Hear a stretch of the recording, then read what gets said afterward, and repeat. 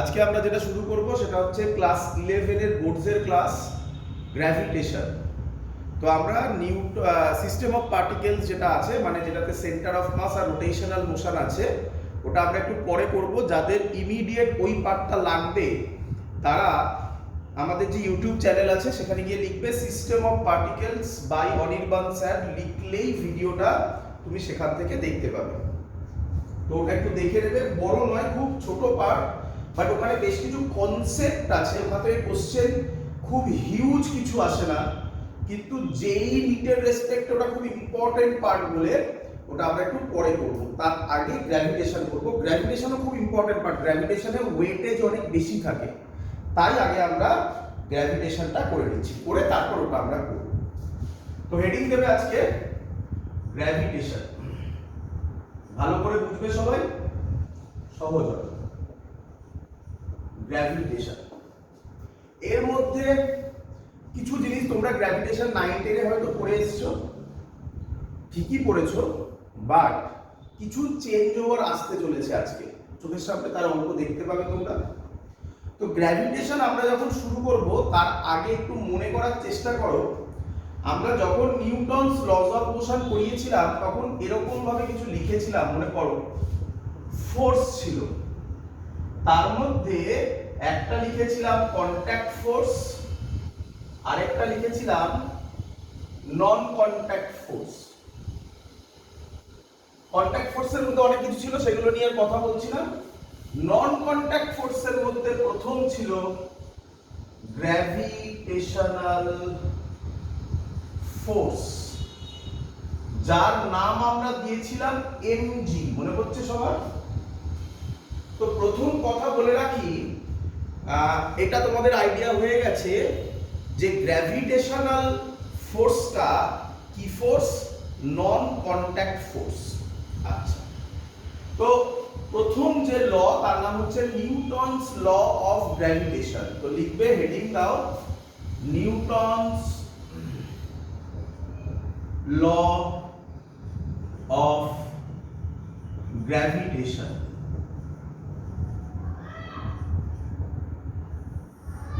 কি বলছে লিখে নাও, every particle in the universe,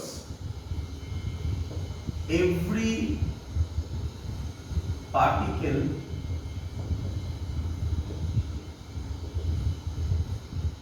in the universe attracts every other, attracts every other with a force, with a force which is directly proportional to the product of their masses, to the product of their masses, and inversely proportional to the square of the distance, square of the distance between them, between them। সব explain করবো, আগে লিখে নাও। এত অবধি তো সবাই মোটামুটি জানোই, বাট এর পরের লাইনটাও খুব ইম্পর্টেন্ট। এর পরের লাইনটা ম্যাক্সিমাম স্টুডেন্টরা লিখতে ভুলে যায়। তোমরা লিখবে কি পরের লাইনটা? This force, this force acts along the line joining the center, joining the center of the two particles, two particles। চলো এবার আমরা এটাকে এক্সপ্লেন করব। সবার আশা করি লেখা হয়ে গেছে। এবার দেখো, প্রথম জিনিস, every particle in the universe, তাহলে প্রথম ওয়ার্ড হচ্ছে ইউনিভার্স। তাহলে ইউনিভার্স কথাটার মানে কি? ইউনিভার্স কথাটার মানে আমার তোমার মধ্যে গ্র্যাভিটেশনাল ফোর্স তাহলে কাজ করবে। আমি তুমি যদি জলের তলাতে যাই তাহলেও গ্র্যাভিটেশনাল ফোর্স কাজ করবে। আমার তোমার মধ্যে যদি ভ্যাকুয়াম থাকে তাহলেও গ্র্যাভিটেশনাল ফোর্স কাজ করবে। তো ইউনিভার্স কথাটার মানে হচ্ছে সব জায়গায়, সব জায়গায়। তারপরের ওয়ার্ডটা হচ্ছে অ্যাট্রাক্টস। আমি এগুলোর তলায় কেন আন্ডারলাইন করছি বা কেন এগুলোকে হাইলাইট করছি, তার কারণ তোমরা একটা একটা করে আমি পয়েন্ট হিসাবে পরে লিখবো স্পেশাল ফিচার্স বলে, তার মধ্যে তোমরা দেখতে পাবে সেগুলো, এই পয়েন্টগুলো। তাহলে গ্র্যাভিটেশনাল ফোর্স অলওয়েজ কি ফোর্স? Attractive force. একটু মনে করো, ক্লাস 9-10-এ তোমরা একটা ফোর্স পড়েছিলে, তার নাম ছিল কুলম্ব ফোর্স। সেটা আমরা ক্লাস 12-এ পড়বো এখানে। সেখানে তুমি দেখতে পাবে কুলম্ব ফোর্স আর গ্র্যাভিটেশনাল ফোর্সের মধ্যে অনেক সিমিলারিটিস থাকবে, বাট একটা বড় ডিফারেন্স বলতে পারো। Gravitational force always attractive in nature, whereas coulomb force মানে দুটো চার্জ পার্টিকেলের মধ্যে হয়, সেটা অ্যাট্রাকটিভও হতে পারে, রিপালসিভও হতে পারে। তাই ক্লাস 12-এ তখন তুমি দেখবে অ্যাট্রাকটিভ রিপালসিভ দুটোই হচ্ছে। তাই এখানে আগে বলে দেওয়া হলো যে এই ফোর্সটা কি ফোর্স? Attractive force. ক্লিয়ার এত অবধি?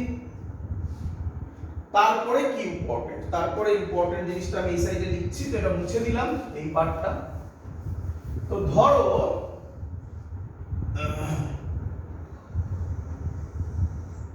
আমার কাছে দুটো পার্টিকেল আছে, একটার মাস m1 আরেকটার মাস m2।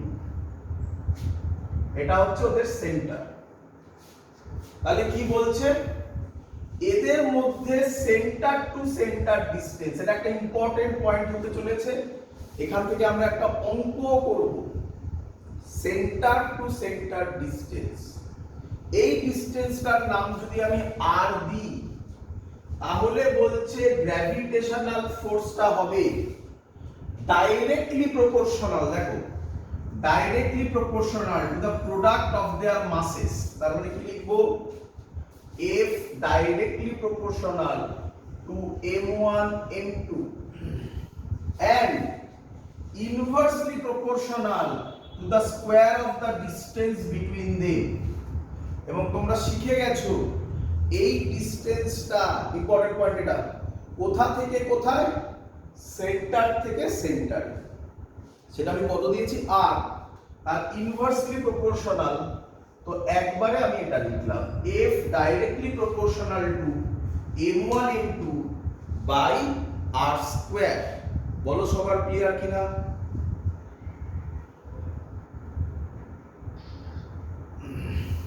আচ্ছা, এবার দেখো তো বাবা, প্রপোর্শনাল সাইন যদি উঠে যায় তাহলে কি সাইন কি আসবে? প্রপোর্শনাল সাইন উঠে গেলে কনস্ট্যান্ট আসবে। এই কনস্ট্যান্টের নাম ক্যাপিটাল জি। ক্যাপিটাল জি কে কি বলা হয়?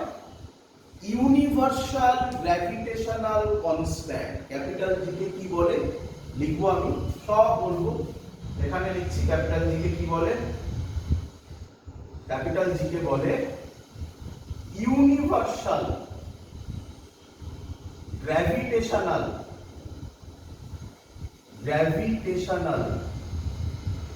কনস্ট্যান্ট। সব বলবো, এক এক করে লিখে যাবে। তো এই হলো আমাদের গ্র্যাভিটেশনাল ফোর্সের ফর্মুলা। যেই আমরা ফর্মুলা পেয়ে গেলাম, তোমাদের অনেকের মাথায় হয়তো এই কোশ্চেনটা আসছে যে স্যার কি হলো, আপনি তো খানিকক্ষণ আগে বললেন গ্র্যাভিটেশনাল ফোর্সের ফর্মুলা হয়, বা আমরা আগেও করে এসেছি mg, তাই না? m স্মল g, তাই না? তাহলে হট করে এই ফর্মুলাটা কোথা থেকে এলো? তাহলে কি এই ফর্মুলাটা আর এম স্মল জি এই দুটো ফর্মুলা আলাদা আলাদা? অ্যান্সার না। আমি তোমাকে প্রুফ করে দেখিয়ে দেব পরে, মনে রেখো। এম জি যা এটাও তাই, বাট এখন একটু ধৈর্য ধরে এখন শুধু শুনে রাখো, স্যার বলেছে এক, একটু বাদে দেখাবো ওটা। তো এখন মনে রাখো দুটোই সেম জিনিস। ক্লিয়ার এত অবধি?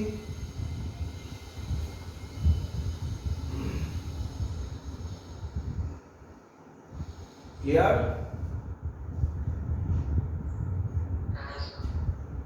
এবার তাহলে আশা করবো সবাই বুঝতে পেরেছো এত অবধি পুরো লেখাটার মানে। এবার এই যে ফোর্স, ফোর্স স্কেলার কোয়ান্টিটি না ভেক্টর কোয়ান্টিটি বাবা, বলো? ভেক্টর। তাহলে আপনি এই যে ফোর্সটা লিখেছেন এটা ভেক্টরে লিখেছেন না স্কেলারে লিখেছেন? মাথায় অ্যারো কি দিয়েছি? হ্যাঁ স্কেলারে, মাথায় অ্যারো দিইনি, তার মানে স্কেলারে লিখেছি। তাহলে এটা স্কেলারে লিখলে তো হবে না, এটা ভেক্টরে উত্তর দিতে হবে। তাহলে এটা আমরা কি লিখেছি? ম্যাগনিটিউড লিখেছি।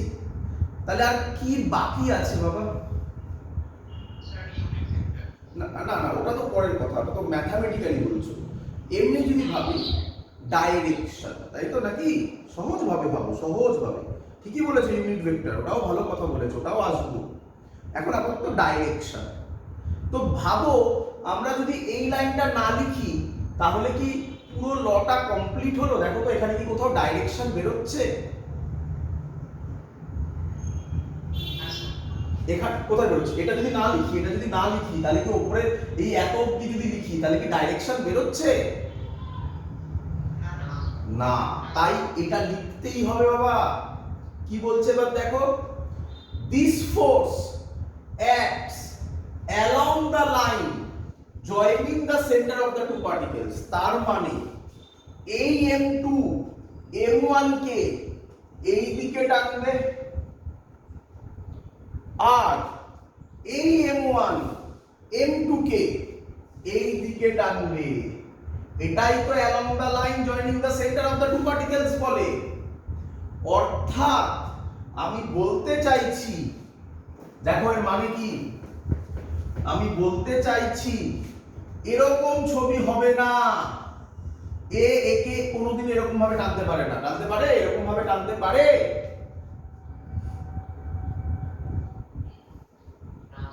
না। কিভাবে টানবে? এ যদি একে টানে তাহলে এই বরাবর টানবে, এ যদি একে টানে তাহলে এই বরাবর টানবে। ক্লিয়ার? সেটা রিপ্রেজেন্ট করছে এই পুরো লাইনটা। বলো সবার ক্লিয়ার কিনা এবারে? তাহলে ম্যাগনিটিউডও হয়ে গেল, ডাইরেকশন অন্যভাবে, অন্যভাবে দেখালাম আমরা। এখানে দেখাইনি, যেটা ইউনিট ক্যাপ দিয়ে তোমরা বলছিলে ওটাও করব, ধৈর্য ধরো। তো এমনি আলাদাভাবে ডাইরেকশন দেখানো হয়ে গেল। So this is called gravitational ফোর্সের ফর্মুলা। ক্লিয়ার? চল মুছে দিলাম। এবার কোশ্চেন স্যার, ক্যাপিটাল জিটার নাম কি বললেন? Universal gravitational constant. তো এক্সপেরিমেন্ট করে এটার ভ্যালু মেজার করা হয়েছে, সেটা জানার দরকার নেই কিভাবে এক্সপেরিমেন্ট হয়েছে কি। তার ভ্যালু মুখস্থ রাখতে হবে 6.67 ইন্টু 10 টু দি পাওয়ার -11। এটা হলো ক্যাপিটাল জি এর ভ্যালু।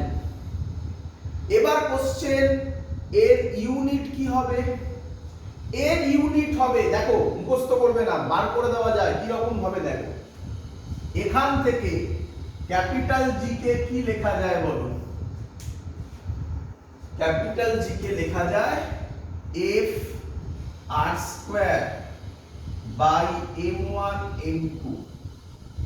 এবার ইউনিট করো, এফ এর ইউনিট নিউটন, আর স্কয়ারের ইউনিট মিটার স্কয়ার, মাসের ইউনিট কেজি, দুটো কেজি আছে, তাহলে হবে কেজি স্কয়ার।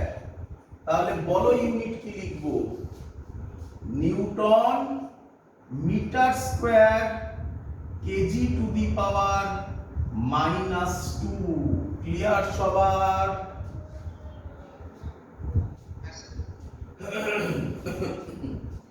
এবার এখান থেকে তোমাকে বলতেই পারে ক্যাপিটাল জি এর ডাইমেনশন বার করো। তোমাদের যদি মনে পড়ে তাহলে একদম ডাইমেনশনের প্রথমের দিকের ক্লাসে তোমরা ক্যাপিটাল জি দেখেছিলে, আর ডাইমেনশন হয়তো লেগেছিল কোথাও, তখন তোমরা তো ভালোভাবে জানতে না ক্যাপিটাল জি কি। আজকে খানিকটা জেনেছো, আরো ভালোভাবে তাকে জানতে ধৈর্য ধরো। তো ক্যাপিটাল জি এর ডাইমেনশন বার করছি। এই তো ফর্মুলা দেওয়াই আছে, এখান দিয়েই করে দিই। ফোর্সের ডাইমেনশন কি হয়? ফোর্সের dimension m l t to the power -2 r square, আর মানে ডিসটেন্স, r স্কয়ারের dimension l square, mass by mass into mass তলায় আছে, তাহলে হবে m স্কয়ার। m স্কয়ার কেটে একটা m পড়ে থাকবে, তাহলে ডাইমেনশন হতে চলেছে m to the power -1, l square আর l মিলে l cube t to the power -2, third bracket দেওয়া কম্পালসারি। একে এখান থেকেও একটা ইউনিট লেখা যায়, কে বলবে কি ইউনিট হবে? এটা যেমন ইউনিট তেমনি KG inverse metre cube second to the power -2, এটা হচ্ছে বেসিক ইউনিট। আর এটা নিউটন দি ইউনিট। দেখতে পাচ্ছ নিউটনের মধ্যে তো এগুলো ঢুকে থাকে না? এটাও লিখতে পারো, এটাও লিখতে পারো, যেটা ইচ্ছা, বাট এটা বেশি পপুলার। ডাইমেনশন চাইলে এটা লিখে তারপর এখান থেকে ইউনিট আমরা বার করতে পারি। বোঝা গেছে এত অবধি?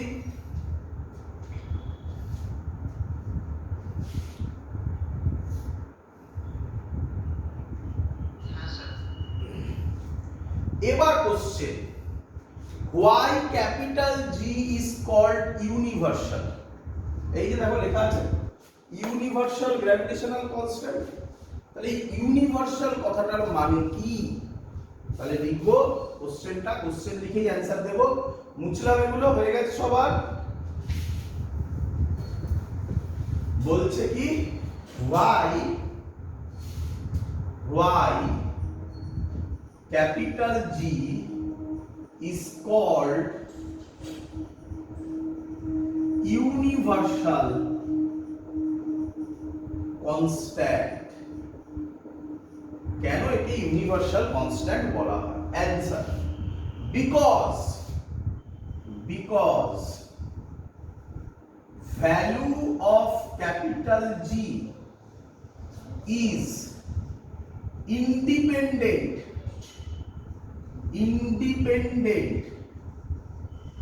of number 1, capital G independent, কার উপর ইন্ডিপেন্ডেন্ট? নাম্বার 1 মাসেস। মানে কি স্যার? আমার তোমার মধ্যে যা ক্যাপিটাল জি এর ভ্যালু হবে, আর তার সানের মধ্যেও সেই ক্যাপিটাল জি এরই ভ্যালু হবে। দুটো পিঁপড়ের মধ্যেও সেই ক্যাপিটাল জি এর ভ্যালু হবে। তাহলে মাস ছোট হোক, বড় হোক, মডারেট হোক, যা ইচ্ছা হোক, ক্যাপিটাল জি এর value is independent of masses. Clear সবার? Number 2, independent of distance. মানে যদি আমরা খুব কাছাকাছি থাকি তাহলে ক্যাপিটাল জি এর ভ্যালু যা হবে, অনেক দূরে দূরে থাকলেও ক্যাপিটাল জি এর ভ্যালু তাই হবে। ক্লিয়ার? নাম্বার 3 মোস্ট ইম্পর্টেন্ট, হ্যাঁ, most important, independent of medium. মানে স্যার মিডিয়াম মানে জলের মধ্যে, ধরো দুটো পার্টিকেল জলের মধ্যে আছে, তাহলে ক্যাপিটাল জি এর ভ্যালু যা হবে এয়ারের মধ্যেও তাই হবে, ভ্যাকুয়ামেও তাই হবে, অন্য যে কোনো মিডিয়ামে তাই হবে। বোঝা গেছে এত অবধি? তাহলে because value of capital G is independent of এগুলো, that's why it is called universal gravitational constant. তাহলে এবার তোমাদের মাথায় কোশ্চেন আসছে, স্যার বাকি যে কনস্ট্যান্ট আমরা পড়েছি তারাও কি এরকম ইউনিভার্সাল না ইউনিভার্সাল নয়? ডিপেন্ড করে। বলে রাখি, শুনে নাও, তোমরা ক্লাস 9-10-এ, আমরা এটা ক্লাস 12-এ পড়বো, হ্যাঁ, এরকমই একটা ফর্মুলা পড়েছিলে, তার নাম ছিল কুলম্বস ল। তাতে আমি একটু বলে রাখছি, তাহলে বুঝতে ফিল হবে, পরে ক্লাস 12-এর জন্য হেল্প হয়ে যাবে তখন। কুলম্বস ল,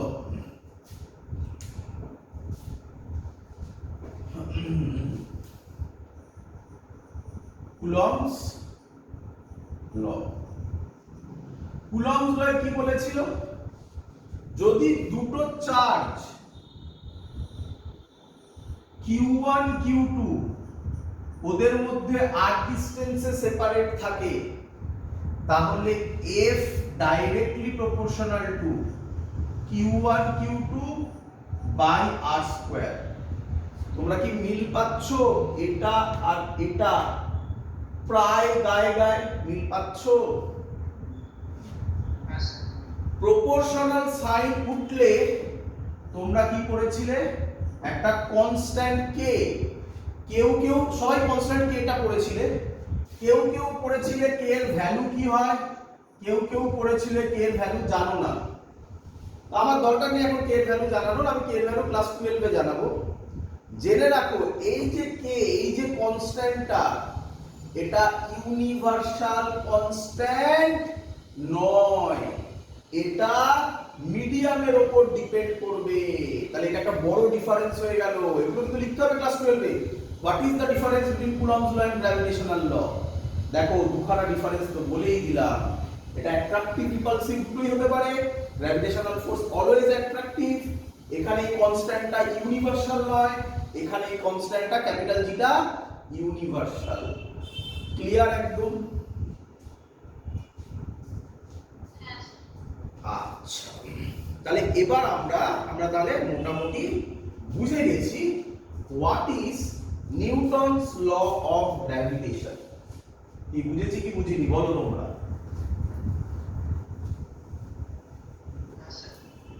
আচ্ছা, এবার আমরা আরো ভালোভাবে বুঝবো, আরো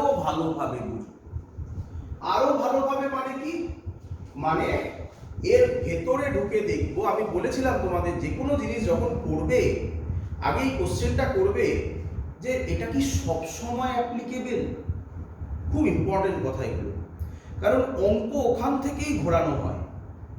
তো আমি সেটাকে স্পেশাল ফিচার হিসাবে লিখছি।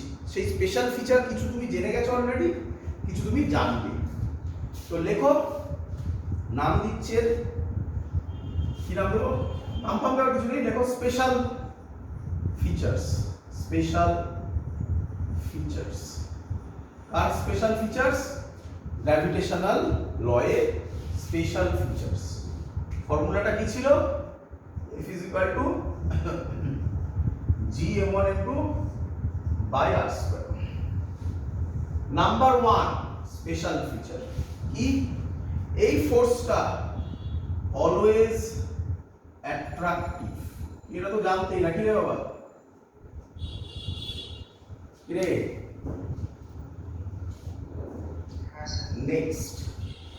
নেক্সট পয়েন্টটাকে একটু কনসেন্ট্রেট করবে। Newton's law, Newton's gravitational force, এই ফোর্সের আরেক নাম আছে, কি নাম? Central force. এই কোশ্চেনটা পরীক্ষায় এসেছিল একবার। Central force. Why Newton's gravitational force is called central force? আমি অ্যানসার পাশে লিখে দিচ্ছি, তোমরা জানো অ্যানসার। দেখো আমি লিখি, তারপর তোমরা বলবে জানো কি জানো না। because it acts along the line joining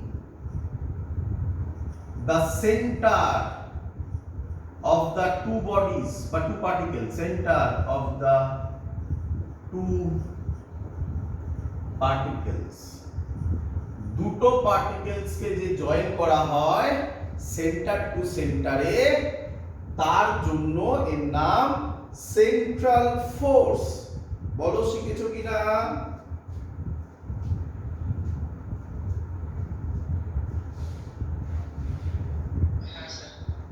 আচ্ছা, তোমাদের যদি আমি একটু কোশ্চেন করি, যদিও এটা এই চ্যাপ্টারের মধ্যে চ্যাপ্টারের সাথে ডাইরেক্ট কোনো লিংক আপ নেই, তবুও আচ্ছা এক্ষুনি তো আমরা কুলম্ব ফোর্স পড়লাম না, পড়লাম মানে ওই আর কি একটু বুঝলাম। তোমার কি মনে হয় কুলম্ব ফোর্স কি সেন্ট্রাল ফোর্স হবে কি হবে না? কি মনে হয়?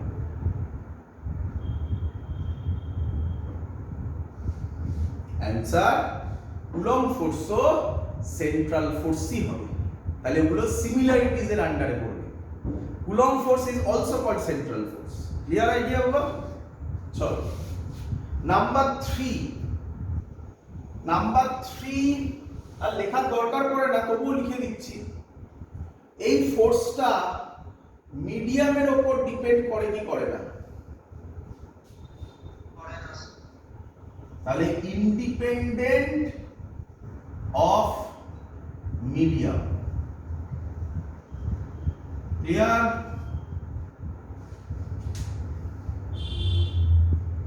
ক্লিয়ার?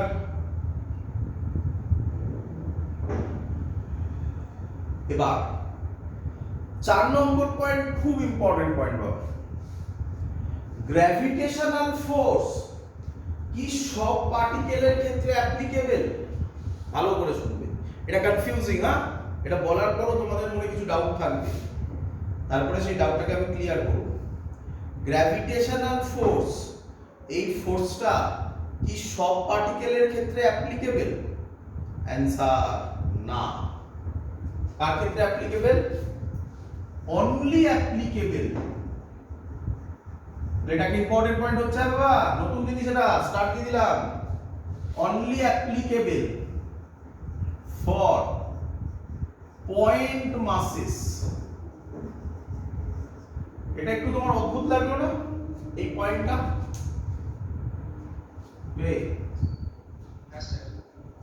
তাহলে তুই সাথে সাথে কোশ্চেন করবি যে স্যার 8টার স্থানের মধ্যে কি করে কাজ করছে? 8টার স্থান কি পয়েন্ট মাস, তাই না?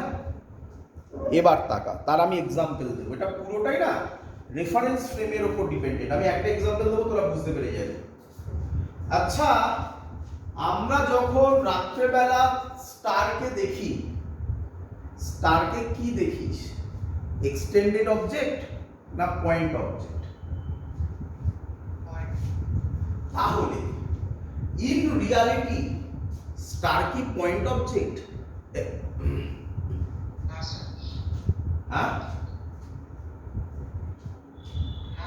না। তাহলে কেন পয়েন্ট দেখছিস? অনেক দূরে আছে। তার মানে যদি এক্সটেন্ডেড অবজেক্ট হয় তাহলে সেই দুটো এক্সটেন্ডেড অবজেক্টের মধ্যে কাজ করবে যাদের সাইজের রেসপেক্টে ডিসটেন্সটা বল অনেক বেশি হবে। বল সান আর আর্থের মধ্যে ডিসটেন্সটা ছোট না অনেক বড়? তাই ওখানে অ্যাপ্লাই হচ্ছে। তাহলে ডিসটেন্সের রেসপেক্টে সান আর আর্থ পয়েন্ট মাসেস। ফিল হয়েছে?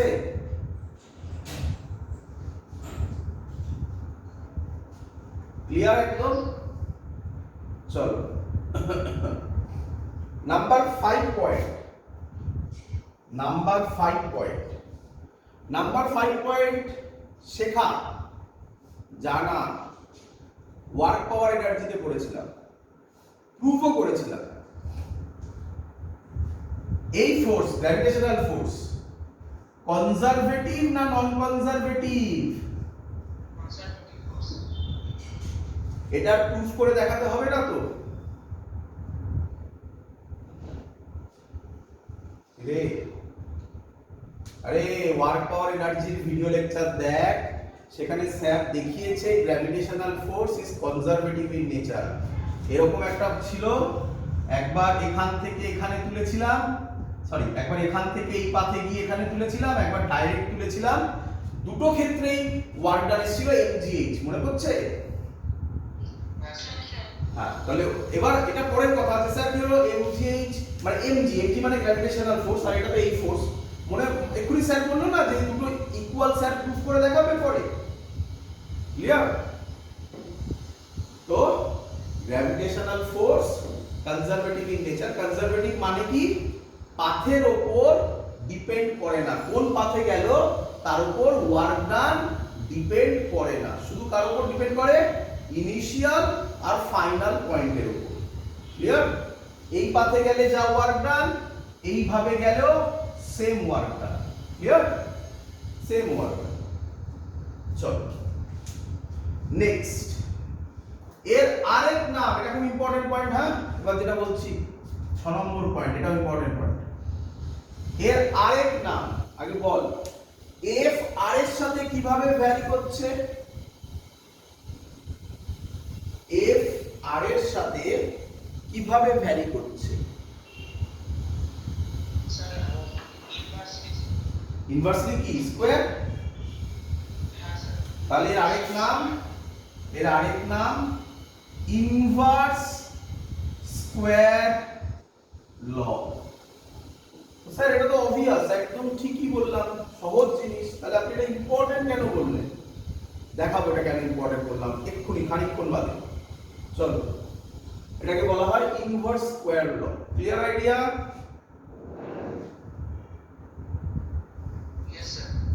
আচ্ছা, এবার একটু ভালো করে দেখ, ওই ছবিটাতে দেখো, ছবিটাতে।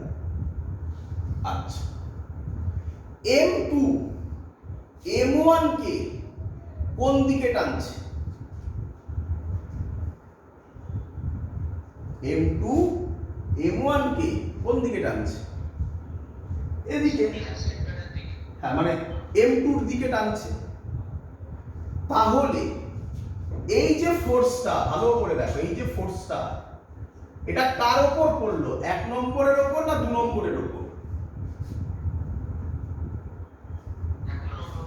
1 নম্বরের। কে দিল?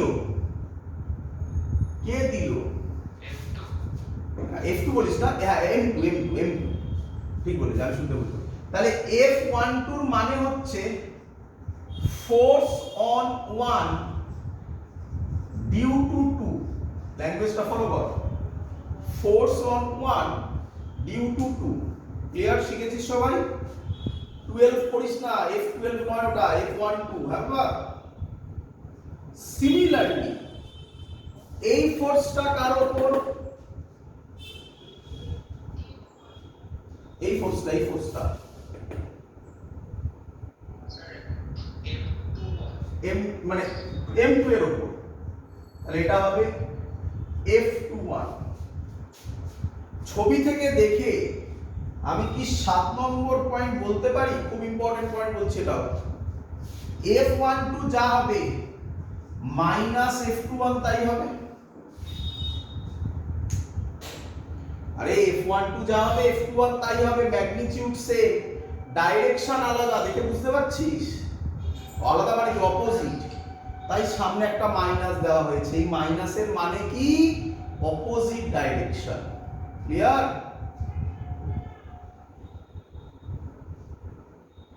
আচ্ছা, এরকম জিনিস কি কোথাও দেখেছিস? এরকম জিনিস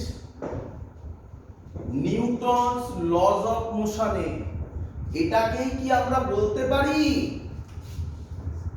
অ্যাকশন রিঅ্যাকশন পেয়ার? কি রে? তাহলে এই যে F12 F21 এটা কিছুই নয়, action reaction pair. Clear idea?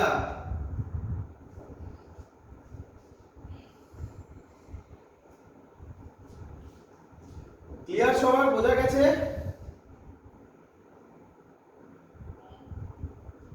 তো এই হলো স্পেশাল ফিচার্স। তাহলে একটু স্পেশাল ফিচার্সের ইম্পর্টেন্ট পয়েন্টগুলো আমি তোমাকে জিজ্ঞাসা করে নিই। বলো গ্র্যাভিটেশনাল ল সবার ক্ষেত্রে অ্যাপ্লিকেবল, কারেক্ট অর রং? কার ক্ষেত্রে applicable? Good. Gravitational law is also called inverse cube law, correct or wrong? কেন? এক্ষুনি কিন্তু মনে হবে ইনভার্স কিউব ল স্যার কেন বলেছে, এক্ষুনি মনে হবে কিন্তু, দেখাবো, এক্ষুনি দেখাবো। আচ্ছা, তারপরে হচ্ছে gravitational force is a action reaction pair, it is correct or wrong?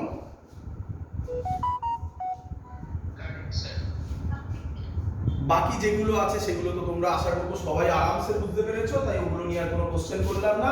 আচ্ছা, আরেকটা question, gravitational force is also called central force, why? তো তার তো অ্যানসার লিখেই দিয়েছি আমি, মুছে দিলাম। ক্লিয়ার আইডিয়া সবার?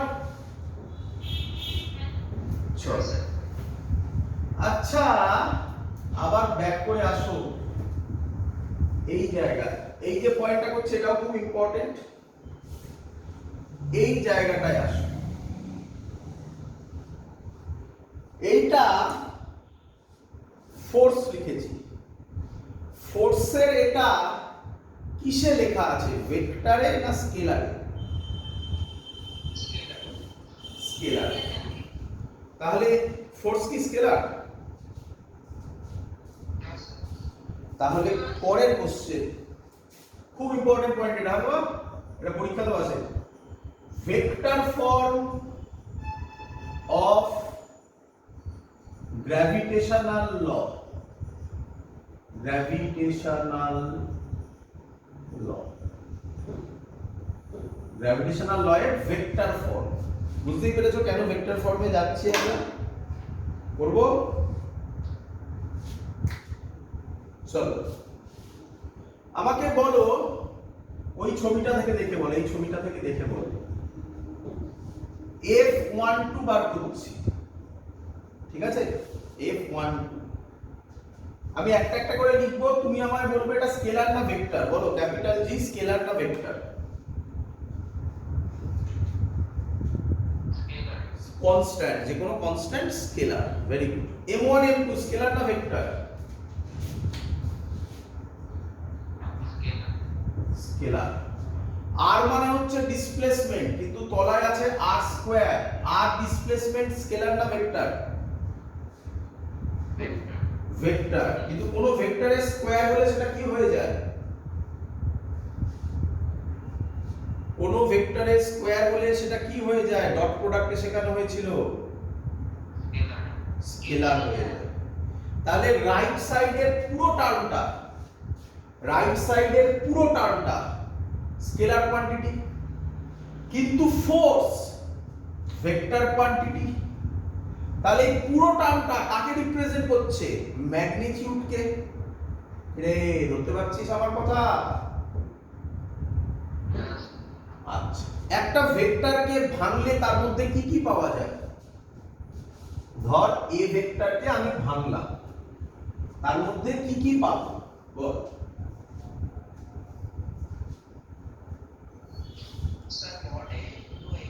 Magnitude into direction. Very good. ম্যাগনিটিউডকে কিভাবে লেখে? মড এ, তাই তো?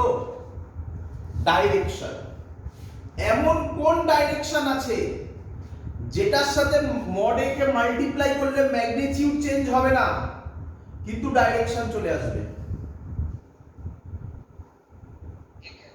Unit vector. ইউনিট ভেক্টর, ভেক্টরে পড়ানো হয়েছিল এগুলো। তাহলে এইটা, এই ফর্মুলাটা তোরা আগের সাথে হ্যাবিচুয়েটেড, এগুলো পড়েছিস আগে। তাহলে একই ভাবে বল, এটা ম্যাগনিটিউড হয়ে গেল, তাহলে একে ভেক্টরে কনভার্ট করতে হবে, কারণ লেফট হ্যান্ড সাইড ভেক্টর। তাহলে এমন কোন ভেক্টর দিয়ে মাল্টিপ্লাই করলে ম্যাগনিটিউড চেঞ্জ হবে না কিন্তু ডাইরেকশন আসবে? Unit vector. এবার তাকা, F12 নাম বল, ল্যাঙ্গুয়েজের নাম বল। F12 ল্যাঙ্গুয়েজের নাম বল, লিখে দিচ্ছি। Force on one, force on one due to 2, তাহলে এই ছবিতে এটাই F12, তার মানে এই ডিসটেন্সটা এখান থেকে এদিকে, তাহলে 1 থেকে 2 এর দিকে, তাই এটাকে লেখা হয় R12 ক্যাপ। বল বুঝলি কিনা?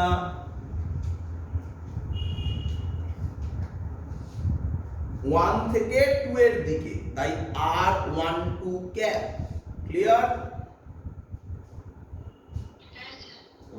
এবার তাকা, এই ছবি থেকে দেখে বল, এই ছবি থেকে দেখে বল, এই ছবি এই ইকুয়েশনটা থেকে দেখে বল, এ ক্যাপকে কি লেখা যায়? A vector by mod A. তাহলে বল R12 ক্যাপকে কি লেখা যাবে? বল R12 vector by mod R12, তাই তো?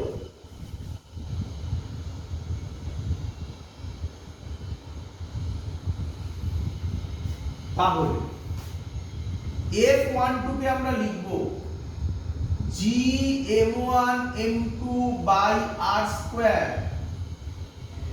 R12 ক্যাপ, এই sorry vector by mod R12। বল এত অবধি বুঝলি কিনা?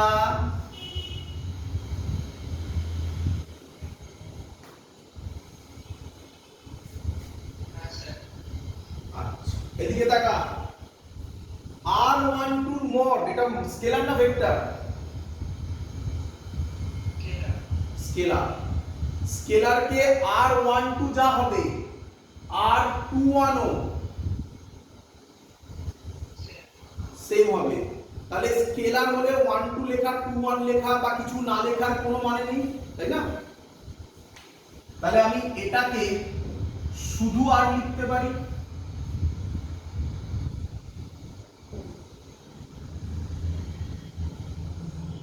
বোঝা গেল? তাহলে এটার ফর্মুলা আর স্কয়ার আর আর মাল্টিপ্লাই হয়ে কি হয়ে যাবে?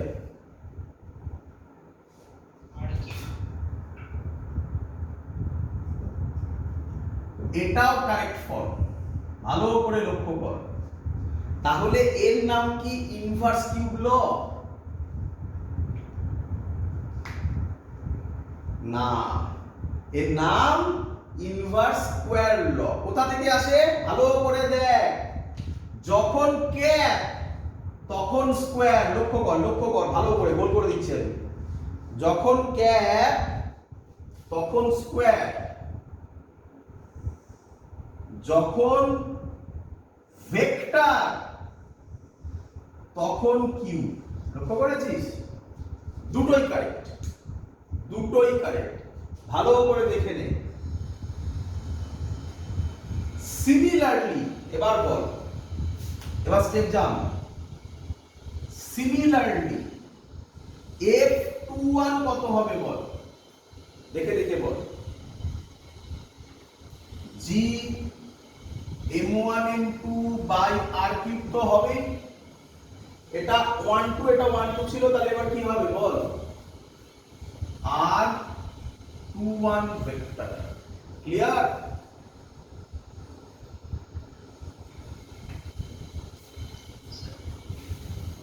বল আমাকে, ছবির দিকে তাকা। আচ্ছা, R12 ভেক্টর যা মাইনাস R21 ভেক্টর তাই বলতে পারি? R12 R21 এর ম্যাগনিটিউড সেম, কিন্তু ডাইরেকশন উল্টো দিকে, তাই একটার একটা মাইনাস বলতে পারি। আমি যদি কোনো একটাতে বসিয়ে দিই তাহলে কি আমি পেতে পারি F12 is equal to minus F21? আরে এটাই তোরা খানিকক্ষণ আগে লিখে এসেছিলিস না, অ্যাকশন রিঅ্যাকশন পেয়ার।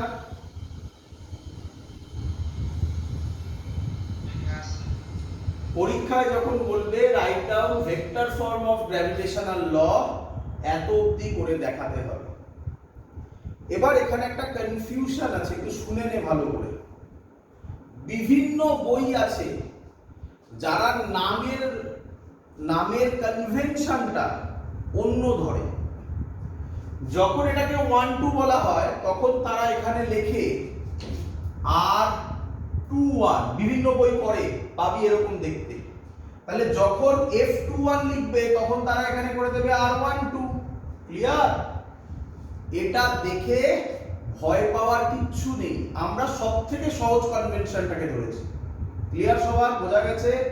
বইতে এরকম পাবি, তখন দেখে মনে হতে পারে, কনফিউশন জেনারেট হতে পারে, তার জন্য আগে থেকে বলে দিলাম। Clear idea?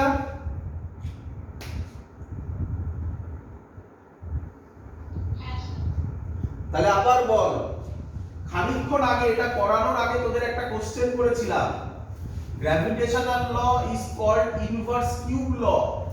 এই কোশ্চেনটা কেন করা হয়েছে তার উত্তর বুঝতে পেরেছিস?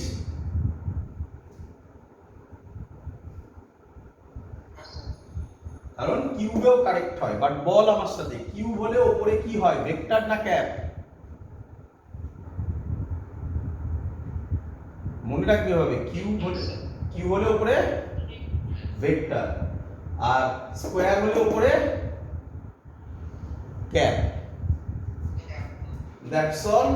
এই হলো আমাদের বেসিক পার্ট কমপ্লিট। এবার আমি তোকে কিছু মজাদার কোশ্চেন করাবো, ভালো করে শোন। চল, এই যে কোশ্চেনটা আমি তোকে করাচ্ছি, এই কোশ্চেনের আগে হিন্টস দিয়ে দিই।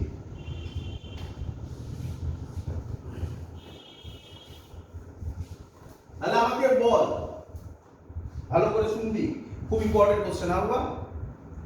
আমাকে বল, গ্র্যাভিটেশনাল ফোর্স ডিসটেন্সের সাথে কিসে ভ্যারি করে, স্কয়ারে না কিউবে? স্কয়ার। শিখে গেছিস সবাই?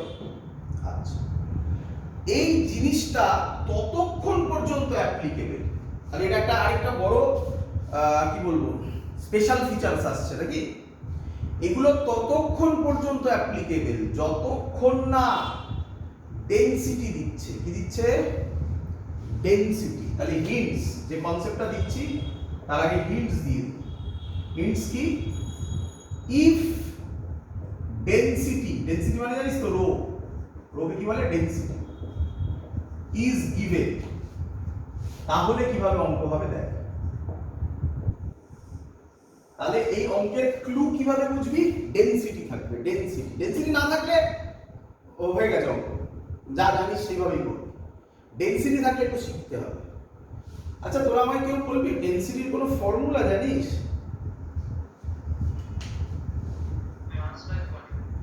মাস বাই ভলিউম। চল, এই হলো হিন্টস, আর কিচ্ছু নেই। অঙ্কটা দিই। অঙ্কটায় বলেছে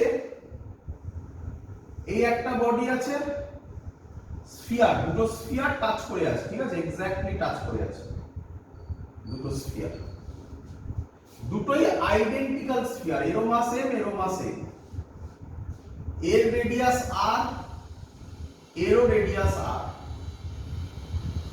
এর ডেনসিটি রো, এরো ডেনসিটি রো। ক্লিয়ার?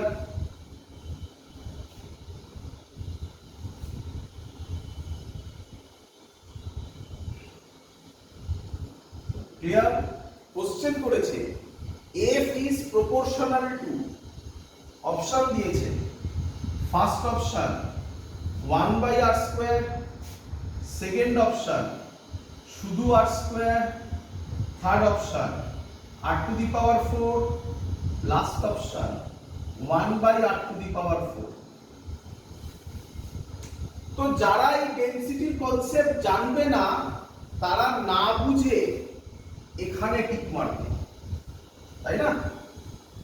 এটা ভুল অ্যান্সার। কেন দেখ, আমাকে বল এমনি ফোর্সের ফর্মুলা কি হবে?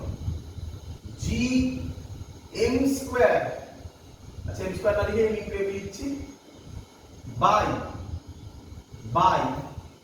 2r এর হোল স্কয়ার। বল এত অবধি ক্লিয়ার কিনা?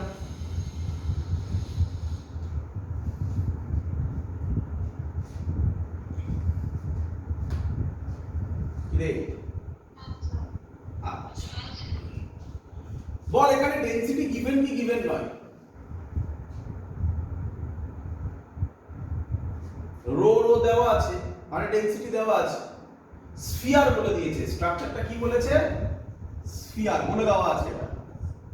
তাহলে density formula mass by volume, তাহলে মাস কত হবে বল এখান থেকে, density into 4/3 pi r cube বলতে পারি, জানি ভলিউমের স্ফিয়ারের ভলিউম হচ্ছে 4/3 পাই আর কিউব। তাহলে আমি যদি এখানে বসিয়ে দিই তাহলে কি হবে দেখ, F is equal to G 4/3 pi r cube rho into 4/3 pi r cube rho divided by 4r square। বল ঠিক করেছি কিনা?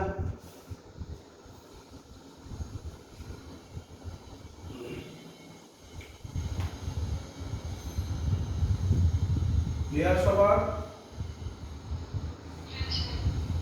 আমাদের বার করতে বলেছে ফোর্স ডাইরেক্টলি প্রপোর্শনাল টু আর এর রেসপেক্টে, তাহলে বাকি সব কিছু কনস্ট্যান্ট, বাকি জিনিস নিয়ে ভাবার দরকার নেই, শুধু আর দিয়ে ভাব। এখানে আর কিউব আছে, এখানে আর কিউব আছে, এখানে আর কিউব আছে, তাহলে উপরে হয় r টু দি পাওয়ার 6, এটা ডাইরেক্টলি প্রপোর্শনাল করে দিলাম, নিচে হয় r স্কয়ার, তাহলে প্রপোর্শনাল টু কত হয়, r to the power 4. So the correct answer is this one. Right? Okay. C2 directly proportional হয়ে গেছে তো। ক্লিয়ার? তাহলে কি শিখলি এই অঙ্ক থেকে? এই অঙ্ক থেকে তুই শিখলি ডেনসিটি যদি থাকে আগে কি করবি, মাস ইনটু ভলিউম করে নিবি, তারপর ক্যালকুলেশন করবি, দেখবি কি আসছে, তার উপর ডিপেন্ড করে ভ্যালু হবে, না দেখে 1/r² এ টিক মারবি না। আবার বলছি এটা কখন অ্যাপ্লিকেবল, যখন ডেনসিটি গিভেন থাকবে। শিখেছিস সবাই?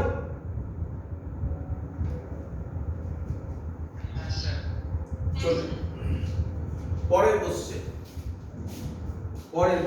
বুঝলাম আবার ভালো করে বুঝি। পরের কোশ্চেন তোকে ফিল দেবে সেন্ট্রাল ফোর্স এর গল্পটা। পরের কোশ্চেনে বলছে, পরের কোশ্চেনে তোকে কিসের ফিল দিচ্ছে, সেন্ট্রাল ফোর্স। দেখ ফিল হবে, দেখ তাকে কিভাবে তোকে বলছে এরকম একটা বডি আছে, দাঁড়াই ভেবে নিয়া,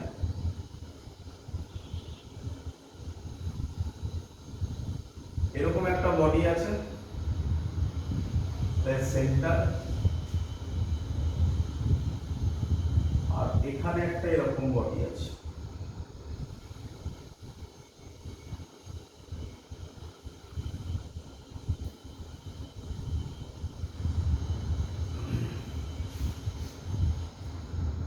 এর লেন্থ, এর মাস বলেছে m, এর লেন্থ বলেছে ক্যাপিটাল M,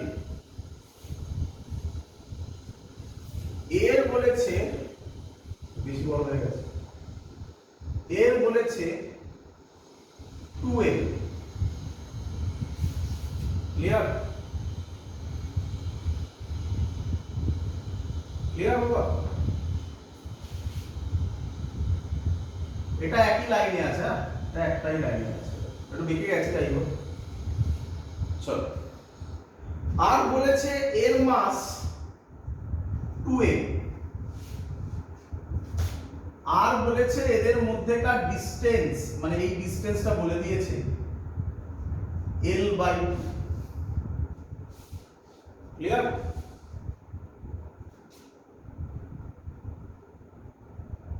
ছবি আগে বলছি। ক্লিয়ার?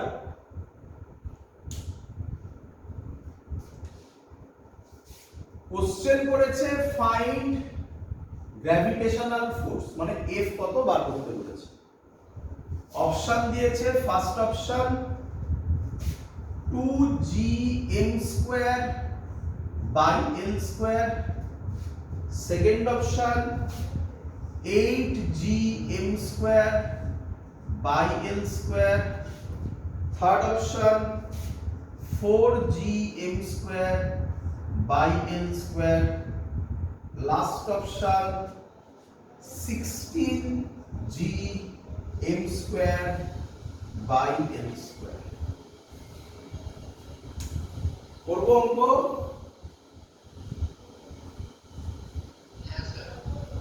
চলো, তো সবাই কি করবে দেখ, সবাই করবে আমাকে বলো এটা সেন্টার, তাহলে এই ডিসটেন্সটা কত?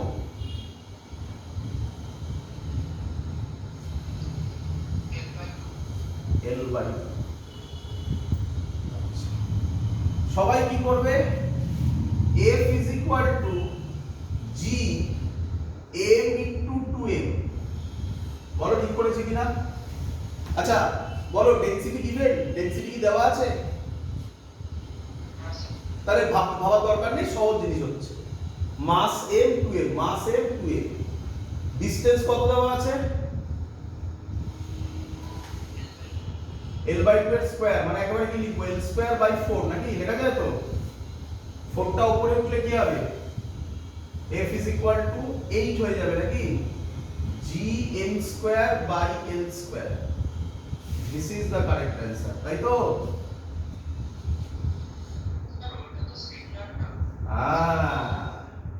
তাহলে এই প্রসেসটা ভুল প্রসেস। কেন ভুল প্রসেস? এটা কি এর সেন্টার? কি তাহলে ডিসটেন্সটা কার মধ্যেকার নেওয়ার কথা? Centre to centre. তাহলে তুমি এখানে ভুল করে দিলে না? ম্যাক্সিমাম স্টুডেন্ট এটাই করে। তাহলে কি করব আমরা এবারে? এটা 2l, এটা l, তাহলে এর সেন্টার হবে এইটা।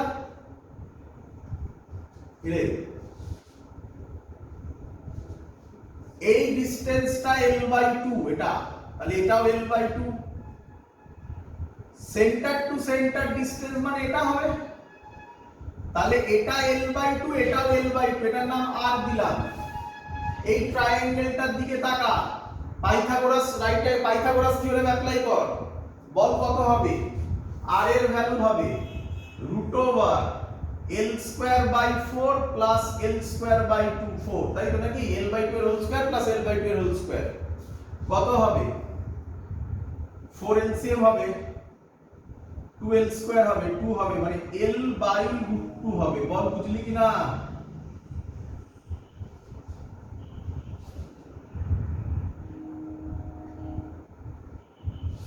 ক্লিয়ার?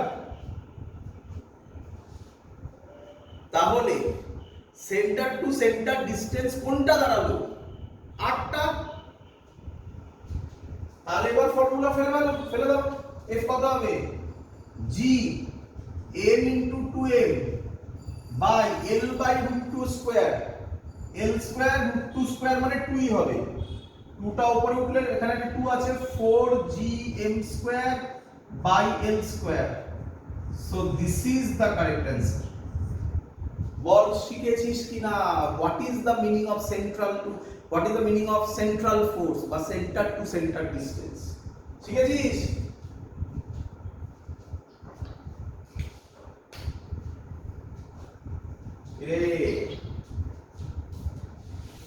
ক্লিয়ার সবার?